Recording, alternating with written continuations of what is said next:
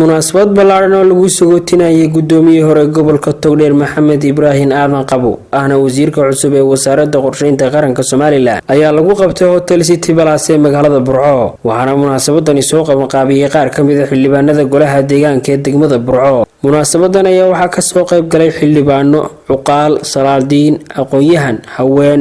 mas'uuliyiinta xisbiga kulmiye gobolka Togdheer, gudoomiye ku-xigeenka gobolka iyo wasiirka cusub ee wasaaradda qorsheynta qaranka Soomaaliland. madashan ay soo buux dhaafiyeen qaybaha kala duwan ee ku dhaqan gobolka Togdheer ayaa ahayd madal ilyartu isqabatay. waxaana ugu horeyn halkaasi ka hadlay xildhibaan Mubaarak Yuusuf Cilmi Bidhi, xildhibaan Cabdirashiid Faarax Cali iyo xildhibaan Cali Barro oo ka mid ah golaha deegaanka ee degmada Burco oo faahfaahin ka bixiyay ujeedada munaasabadda.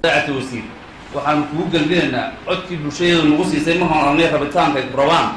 iyo mahadnaqa ay ku siinayaan iyo waxqabadka aad u qabatay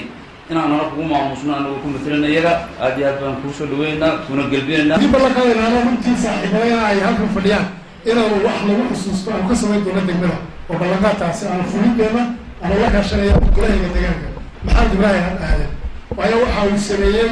wax aanay loo samayn barasaabada hore gobolka Togdheer. waxa uu keenay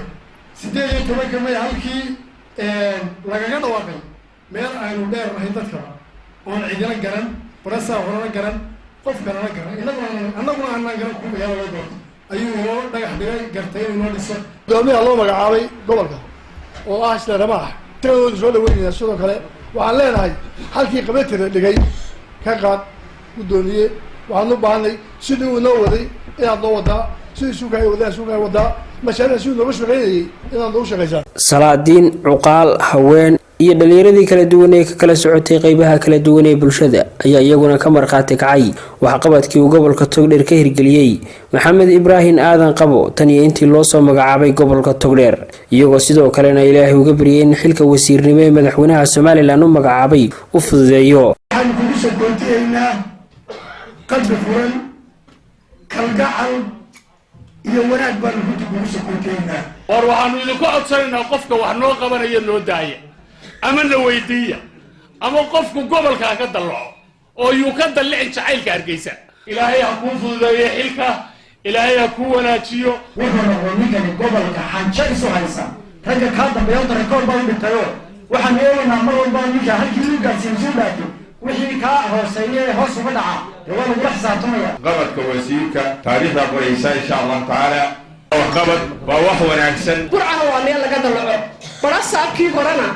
anigu ruuxaan kan deeqahan ka hado maalintu noo yeeray ma oranin dumarka gobolka Togdheer oo isu kaalay maxaa qabtaan adna baysta baa noola socotay marka ilaahay waxaan kaaga baryaa hortaada iyo dabadaada way khayr. barasaab ku-xigeenka gobolka Togdheer Maxamed Diiriye Xayd ayaa sheegay in Maxamed Ibraahin Aadan Qabo yahay mas'uulkii ugu waxqabadka badnaa ee loo soo magacaabo gobolka Togdheer isla markaasina ka sheekeeyay waxqabadkii uu qabtay.